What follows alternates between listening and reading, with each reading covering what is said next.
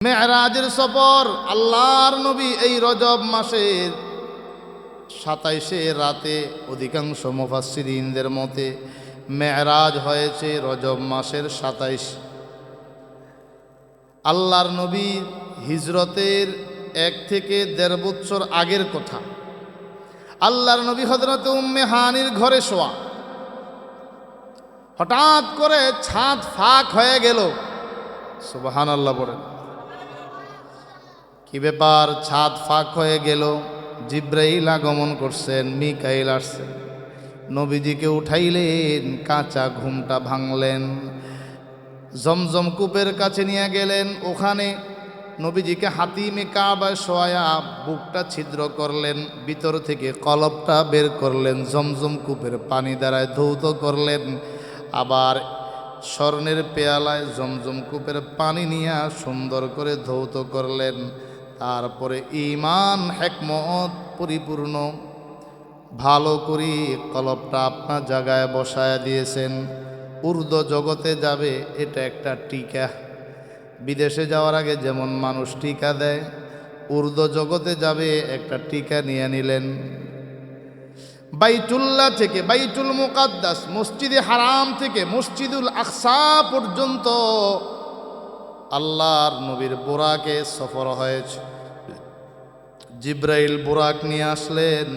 কোনো বর্ণনায় জিব্রাইল একা, আবার কোনো বর্ণনায় জিব্রাইলের সাথে মিকাইল আছে। বুরাক উঠার পরে, বুরাকে উঠার পরে বুরাক একটু নাড়াচাড়া দিচ্ছেন। ভিআইপি বাহন না, একটু নাড়াচাড়া দিচ্ছেন। মনে হয় তার ভিতরে গর্ব অহংকার যে আমি একটা কিছু। জিব্রাইল ধমক দিলেন, বুরাক নাচানাচি করিও না, নাড়াচড়া করিও না।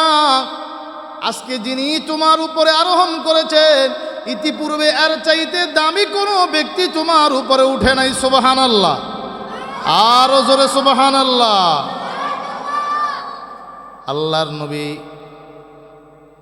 সমস্ত মানুষের ইমাম, নবীদের ইমাম, ফেরেশতাদের চাইতো যার দাম সবচাইতে বেশি, রহমাতুল লিল আলামিন। हकीकत के खबर देने बशीर आया, नज़ीर आया। हकीकत के खबर देने बशीर आया, नज़ीर आया। शहंशाही ने जिसकी पाँव चूमे वे फ़कीर आया। मुबारक हो ज़माने को कि ख़त्मुल मुरसली आया।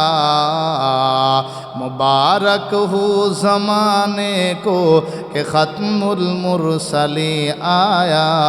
सरासर रहम बन कर रहमतुल लिल आलमीन आया।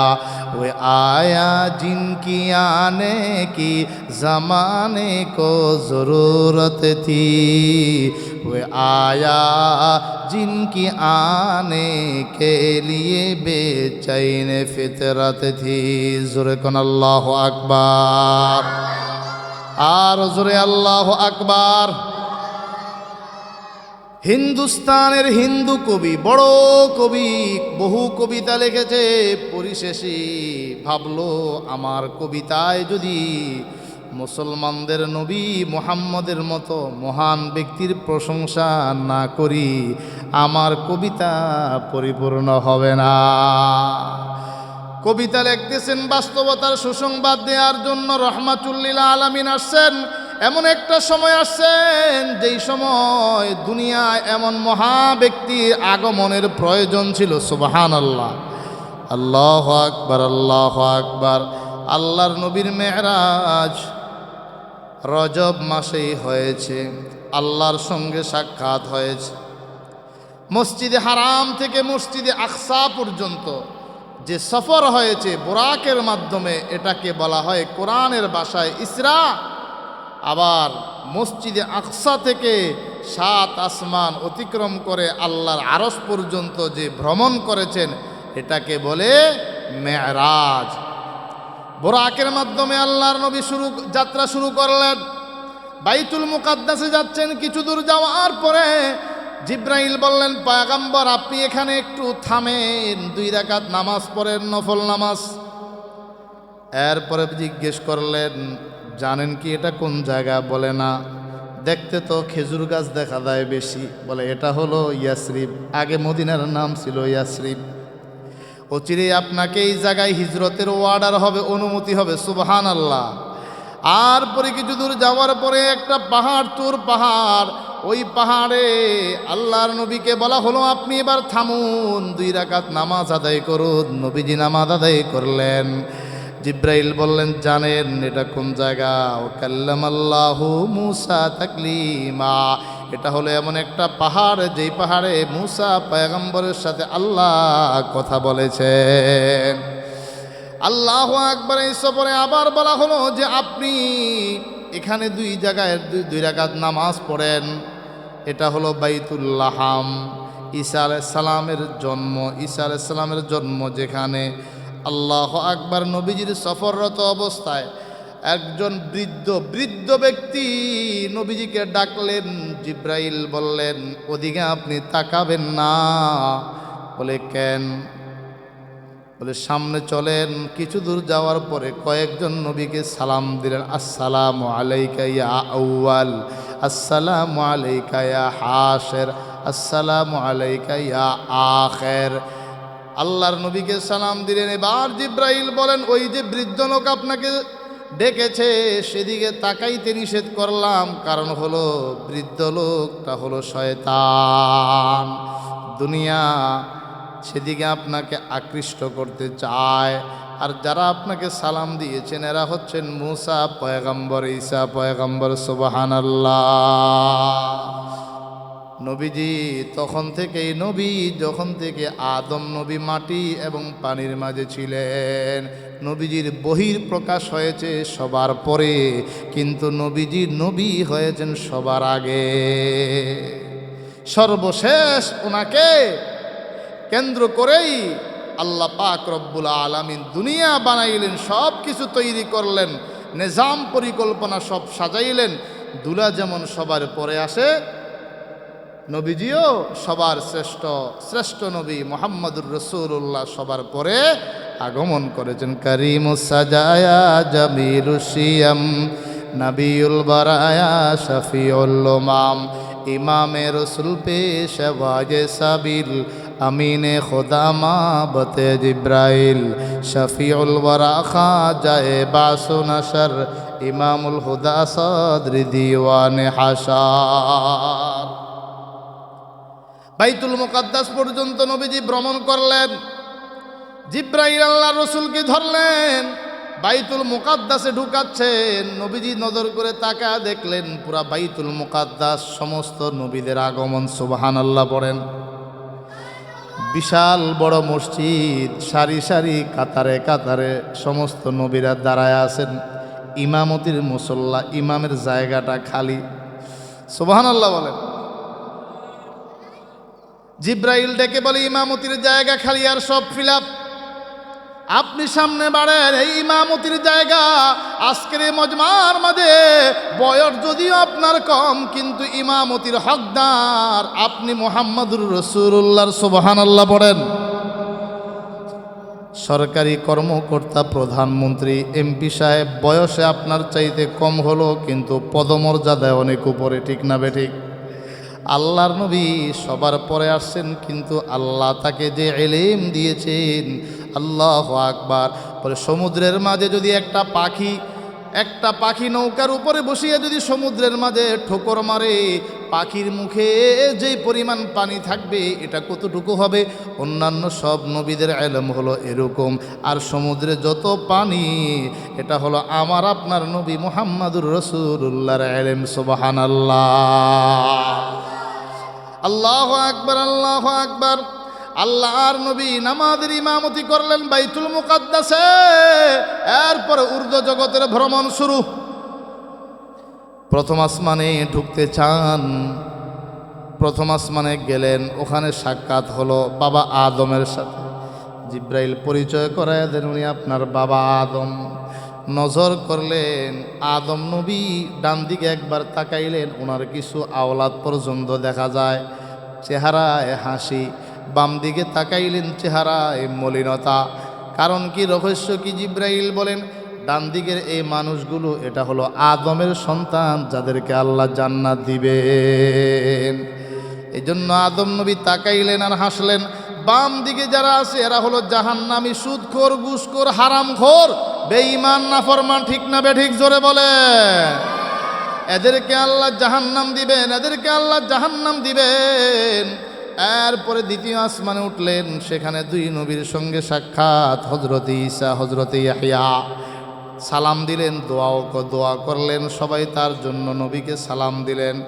এরপরে তৃতীয় আসমানে গেলেন পয়গম্বর ইউসুফ আলাইহিস সালাম, চতুর্থ আসমানে গেলেন পয়গম্বর ইদ্রিস আলাইহিস সালাম। সবাই আল্লাহর নবীর সাথে মুসাফা করলেন, দোয়া করলেন নবীর জন্য। বুঝেন তিনি সবার শেষ, সবার শ্রেষ্ঠ। জোরে কোন সুবহানাল্লাহ। পঞ্চম আসমানে উঠলেন। পঞ্চম আসমানে যাওয়ার পরে হযরত হারুন আলাইহিস সালামের সাথে সাক্ষাৎ।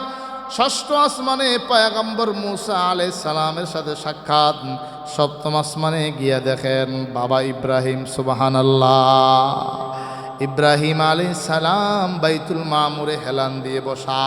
এ বাইতুল মামুর এমন একটা মসজিদ, যেই মসজিদের মাঝে প্রতিদিন ৭০,০০০ ফেরেশতা সেজদা করে। একবার যারা সেজদা করে কিয়ামত পর্যন্ত দ্বিতীয়বার আর তারা সুযোগ পাবে না। সুবহানাল্লাহ। একবার যারা সেজদা করে দ্বিতীয়বার আর সাউন্ড পাবে না, সুযোগ পাবে না। তাইলে আল্লাহর ফেরেশতা কত কোটি কোটি কোটি। আপনার আমার ইবাদতের আল্লাহ মুহতাজ না। ইবাদত করব, গোলামি করব নিজের স্বার্থে, জাহান্নাম থেকে মুক্তির জন্য। ঠিক কিনা? আল্লাহু আকবার, আল্লাহু আকবার। ওই সপ্তম আসমানে, এই বাবার এক কথা বলো কেন? আবার কথা বলে। হযরত ইব্রাহিম আলাইহিস সালাম সপ্তম আসমানে। ইব্রাহিম আলাইহিস সালামের সাথে সাক্ষাৎ হলো, মুসাফা মুআনাকা হলো। হযরত ইব্রাহিম নবীজির জন্য দোয়া করলেন, উম্মতের জন্য দোয়া করলেন। এরপরে হযরত ইব্রাহিম একটা হাদিয়া পাঠাইলেন আমাদের জন্য। যাবে তো দুনিয়ায়, দুনিয়ায় যাবে, উম্মতকে একটু সুসংবাদ দিবেন। জান্নাতের আবহাওয়া খুব ভালো, পরিবেশটা খুব ভালো। জান্নাতের পানি সুমিষ্টি, জান্নাতের মাটি বড় উর্বর। উম্মতকে জানায় দেন তারা যেন বেশি বেশি জান্নাতের মাঝে চারা লাগায়, জান্নাতের মাঝে ফল গাছ লাগায়, জান্নাতের মাঝে বৃক্ষের ছায়া লাগায়, বৃক্ষ লাগায়। কিভাবে লাগাইবে ওদেরকে একটা আমল শিখায় দিবেন। এ আমল করলে জান্নাতে গাছ উঠতে থাকবে। সুবহানাল্লাহ, সুবহানাল্লাহ, ওয়ালহামদুলিল্লাহ, ওয়ালা ইলাহা ইল্লাল্লাহ, ওয়াল্লাহু আকবার। পড়েন না? সুবহানাল্লাহ, ওয়ালহামদুলিল্লাহ, ওয়ালা ইলাহা ইল্লাল্লাহ, ওয়াল্লাহু আকবার। সুবহানাল্লাহ, ওয়ালহামদুলিল্লাহ, ওয়ালা ইলাহা ইল্লাল্লাহ, ওয়াল্লাহু আকবার। আপনার উম্মত নারী পুরুষ সবাইকে মেসেজটা দিয়ে দেন, তারা যেন বেশি বেশি আমলটা করে সুবহানাল্লাহ পড়বে, আলহামদুলিল্লাহ পড়বে, লা ইলাহা ইল্লাল্লাহ পড়বে, আল্লাহু আকবার পড়বে, আর জান্নাতটা সাজতে থাকবে। সুবহানাল্লাহ।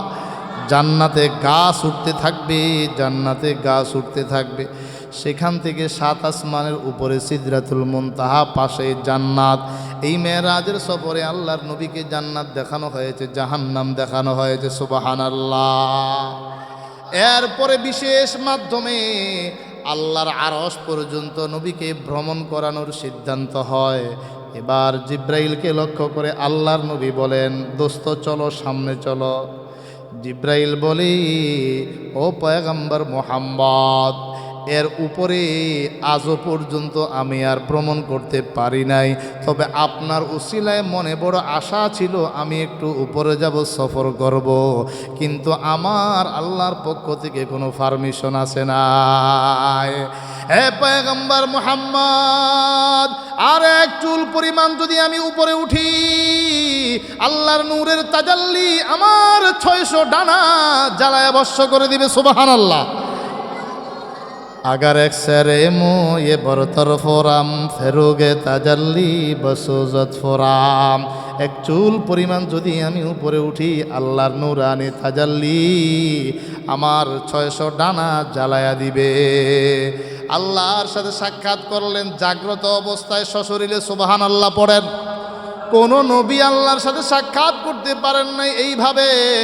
আল্লাহর নবী মুহাম্মদুর রাসূলুল্লাহ আল্লাহর সাথে সাক্ষাৎ করলেন। ফাওহা ইলা আবদিহি মা আওহা, যা ওহি নাজিল করার ওহি পাঠায় দিলেন, ওহি প্রেরণ করলেন, ওহি পালন করলেন।